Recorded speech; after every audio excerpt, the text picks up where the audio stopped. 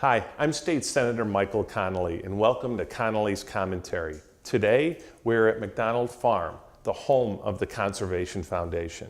With us today is Brooke McDonald, the President and CEO of the Conservation Foundation. Brooke, thanks for being on the show. Thanks for visiting. Okay, tell us about the Conservation Foundation. Well, the Conservation Foundation, we've been around for 45 years.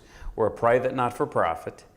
And our mission is to preserve land and clean up our rivers and streams and engage people in local communities in community education and outreach. And we've gotten pretty good at that over the years. Now, McDonald Farm, Brooke McDonald, any relation? No, just a weird coincidence. The lady that donated this farm to the Conservation Foundation was Lenore Clow McDonald. And we're totally not even related. So the Conservation Foundation, it's been around how many years? 45 years. So 45 years, and Lenore, tell us about Lenore. She's kind of a mythical figure for some. Right. Well, I had a privilege of meeting her and getting to know her before she passed away in 2000. But Lenore was part of the Clow family, which is sort of famous down here in the South Naperville area. And she grew up on a farm not far from here. And her husband, Sterling McDonald, bought this property in 1949 and moved in 1950. And she was just a farm girl. And she did not want to see houses growing on her farm. So as all of her neighbor farmers were selling their land to developers during the 70s and 80s, she just refused. And there was an article in the Naperville Sun about the little old lady with a shotgun in Naperville who refused to sell her land to developers. It was a newspaper article. The executive director at that time for the foundation was Gene Connell. Gene just picked up the phone and called her, started a 2-year conversation, which resulted in Lenore donating this entire 60-acre property to the Conservation Foundation. And she continued to live here till 1996. Okay, so we are just north of Knocknolls, the nature center, right, in South Naperville. So we are surrounded essentially by suburban sprawl, yes, if you will. So I take it Lenore essentially made the decision, I'm never going to sell this there's not going to be a subdivision on this property. Right. What year did it actually get known to the developers to quit calling Lenore? 1992. Those of us who've lived around here for a while, I remember the developments going up around here at the same time. So I just find it amazing that in the middle of sprawl, it's not sprawl, I mean, Naperville's developed very well. You have this farm, and today it's very interactive. Tell us a little bit about how it's still interactive. Well, we think it's the last remaining working farm in Naperville. And of course, Naperville has a rich agricultural history. So here we are. This is sort of it. And it's an organic vegetable farm. It's too small and it's too isolated away from larger agricultural infrastructure for it to be a typical row crop farm like corn and soybeans. There you use a lot of pesticides, a lot of chemicals, and you need to get those great big combines up and down Washington Street, which probably wouldn't go over well here in Naperville. So these small organic vegetable farms are great for suburban and urban areas where you have small farms. You can still do agricultural production. So we lease 49 of the 60 acres to the Green Earth Institute, another not-for-profit. They grow organic vegetables right here, and they sell the vegetables through what's called community-supported agriculture, where you buy a share into the annual harvest. So you share in the risks and the rewards with the farmer, and that entitles you to a weekly supply of fresh organic vegetables from June through October. And the farmer serves more than 550 individuals a week with fresh vegetables. That's amazing. Now, what vegetables do they grow here? You know, I can't even pronounce some of them. There's some strange ones, but they all taste good. I mean, everything you can think of. And what's really neat is that they change through the seasons. Like you'll get things in the spring, and then it'll change in the summer. Then the tomatoes come in, and right now it's a lot of the root crops, and they do more spinach and more lettuce. I was eating beets and radishes over the weekend. So it's just really fun. It's like a surprise. It's like Christmas once a week. Right. You come here and to find out what's ready. But people love it. And they make an extra trip to come here to get their vegetables because of the experience, because they know it's organic, they know where it's grown, it didn't come from California or some other country, and they have a relationship with the farmer and the people that grow and take care of their food. So if someone watching this was interested, who do they contact? They can contact us, but the easiest way to do it is to go to the website for the Green Earth Institute, and you can sign up right now and buy your share for 2018. Wow, that's great. The Conservation Foundation is not just a DuPage County thing, Right. it's multiple counties. Tell us about what other things are going on in like LaSalle, Kane, and Sure. Grundy. So for the first 25 years, we were just DuPage, but in 1997, we expanded into Kane County, Kendall County, and Will County, because those counties were starting to grow and a lot of development going on. So we started getting calls from community leaders and elected officials to say, hey, can you come out and help us preserve land because we're getting swamped? And so we expanded our territory there. And each county is different. Each county is in a different sort of stage of its evolution culturally and in terms of land use. Sure. So a lot of the land acquisition we're doing right now is not so much in DuPage because we're sort of finishing that up, but out in Kendall County, out in LaSalle County, we do a little work in Grundy, LaSalle, and DeKalb County. Forest Preserve District in DeKalb County, we're doing a lot of joint acquisitions with them. Right now we're buying 135 acres with the Kendall County Forest Preserve District down near the Fox River. So we go wherever there's energy. Sure. And wherever conservation projects make sense. Now, the Conservation Foundation has relationships with a number of the municipalities, certainly in my district, Naperville and Lisle, and tell us about those relationships and how you interact with them. Sure, I mean, we learned a long time ago that you can't do anything good by yourself. You have to collaborate. And so everything we do, we partner with and collaborate with both the public and the private sector. About 5 years ago, we started this new community-based initiative called Conservation in Our Community. And it's a community partnership with local municipalities where we go in and say, look, we have all these wonderful things that we like to do, the programs we can implement, but what would you like us to do in your community? So it's really about us asking them what their goals are and then us helping them achieve their community goals relative to conservation. And so it's a tailored approach, and we have found that communities that partner with us, a lot of people that live in that community, they really get engaged and really get involved, and that's really what we're after, is local community engagement. Because we know when people are engaged doing anything in their neighborhood and their community, it's more meaningful to them. Sure. Now, you told me a story. Carroll Stream is in my district as well. And you told a story about Carroll Stream and how you worked with them after they suffered through the Emerald Ash Borer. Right. So we have a community partnership with Carroll Stream. And back in the 70s and 80s, when they built a bunch of homes, for whatever reason, the developers put in ash trees. And I'm talking like only ash trees. So as you can imagine with the Emerald Ash Borer, all the trees died. And so now they have these large subdivisions with no trees.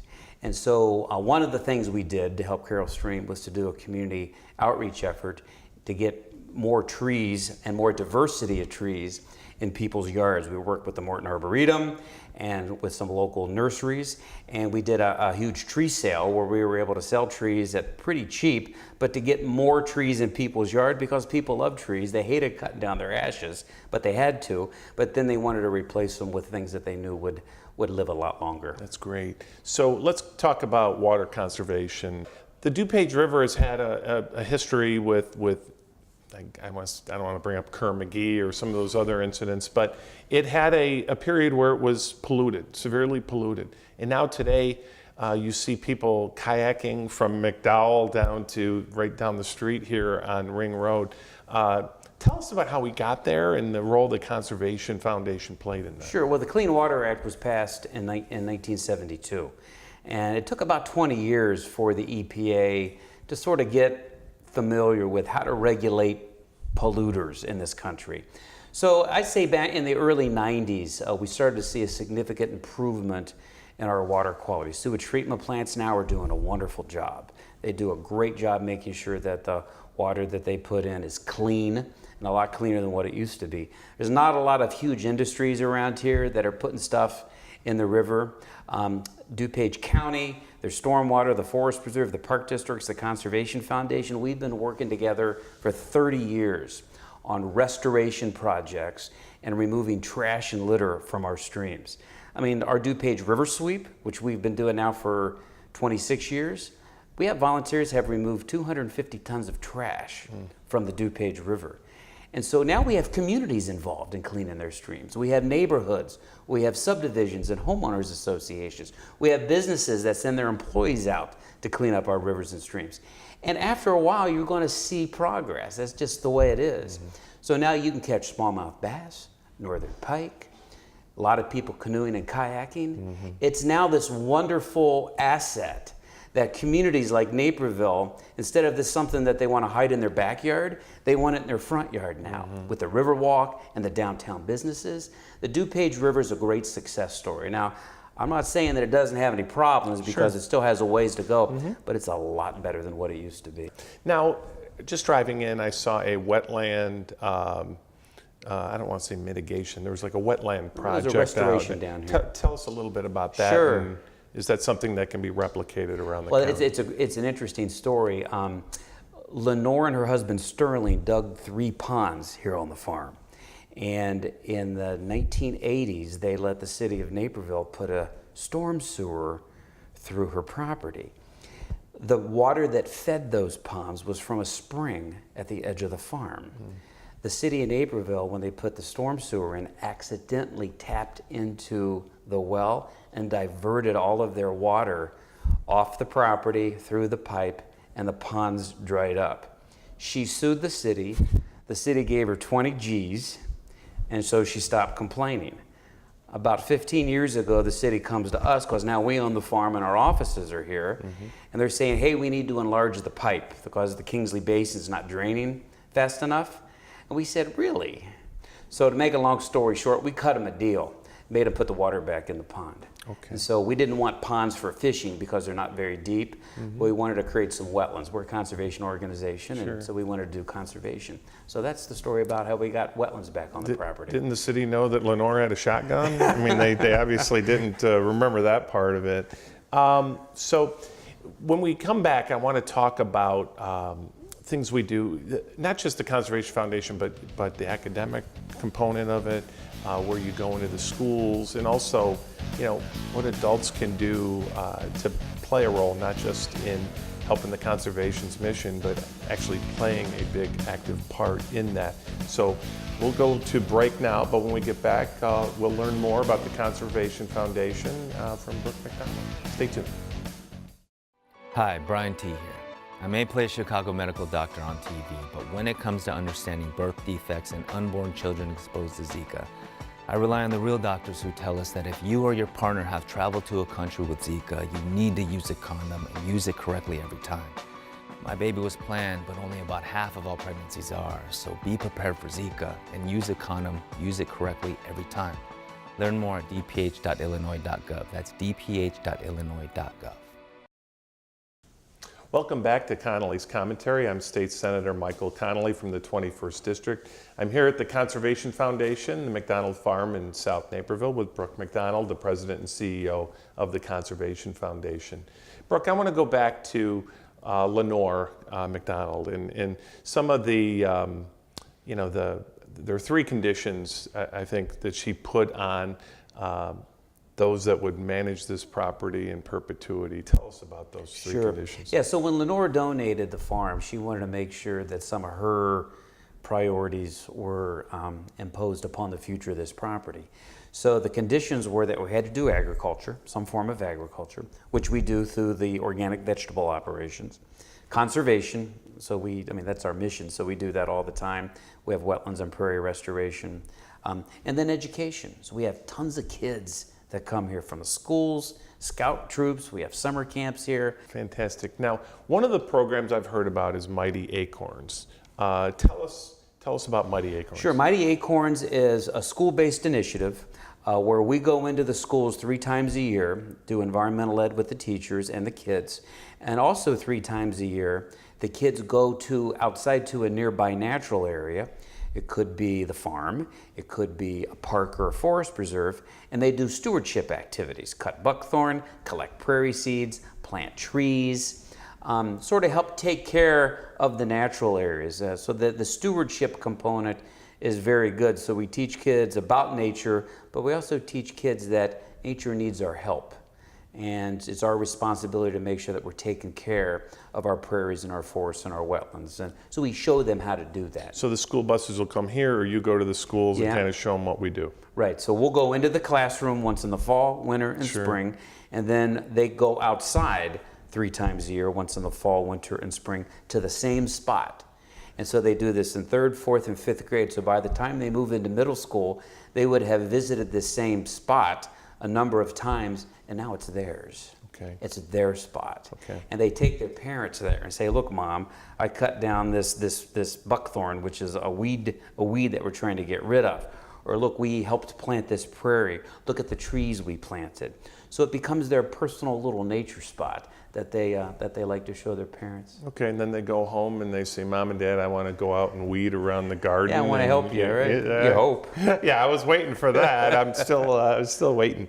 The Conservation at Home program, I'd like to go into detail because I think there are people at home that, first of all, if you come here, if you don't become an environmentalist, then you don't really have a conscience. But when you watch this and you look at and read about the Conservation Foundation, what they do, there are things you really could do on your own property to not only advance the environment, but also to enhance the value of your home. Yeah, I mean, we believe that the most valuable conservation is local, and you can't get any more local than in your yard. And so we encourage people to bring nature to their yard. Now, we're not talking about planting jungles or be sloppy weeds. We don't advocate that at all. Right. But, plant a butterfly. If you're going to plant flowers, plant a butterfly garden to attract monarchs. Plant native plants. They're beautiful and they're low maintenance, and they come back every year. They're perennials. If you want to plant shrubs, plant native shrubs. Plant native trees, because these native plants attract wildlife. They attract songbirds and butterflies and beneficial insects like some of our native bees. So we encourage people to do that. There are a number of environmental benefits: cleaner water, more infiltration, less runoff. So when people do that, then we come and we certify their property as being environmentally friendly. Okay. So we stick a sign in their yard, says, I've been certified as a nature-friendly landscape, and they become part of our Conservation at Home community. And over the past 10 years, we've certified more than 1,000 properties as environmentally friendly throughout the DuPage and some of the surrounding suburbs. Interesting. So do you also work with landscape architects in town? We have relationships with landscape architects, local nurseries, and even companies that actually install this. So there's a building on the premises here that has essentially not a thatched roof, but grass on the roof. A green roof, yeah. Tell us about that. Okay, well, it's just an example of what a green roof is. The city of Chicago, a lot of buildings have this, and there are a lot of buildings around the suburbs that have green vegetated roofs. We have an old milk house that was built in 1950, and so we were trying to find a place to demonstrate what a green roof is, and it was small enough that it wasn't too expensive, so we put a bunch of plants on top, and it's a green roof. So then what happens when it rains? Yeah, when it rains, the plants and the soil soak up all the water, so there's very little runoff coming off that roof. There are a lot of people that use green roofs as part of their stormwater management, but it also has a cooling effect. And so in the summertime, you walk into that milk house, it could be 100 degrees outside, it's nice and cool in there. So who goes up there and cuts the grass when it grows? Yeah, it's It's a little difficult. yeah, we had to water them the first couple of years, but after that we leave it alone. Do you? Okay. Tell us too about this building that we're in. This was Lenore's home. Yeah, she was born and raised in this house. Okay, and how did it get here? How big is it? It's a fascinating story. So this house was built around 1900. It was at the corner of 104th and Naperville Plainfield Road. So it was the last little corner of one of the old clough farms that hadn't been developed. So a developer finally bought it, and he wanted to get rid of the house. Well, this house is made of a local limestone that was actually quarried on that clough farm. They actually quarried their own stone to build their barns and to build their homes. I mean, back 200 years ago, that was all prairie. There were no trees. The only building materials they had was limestone and prairie sod.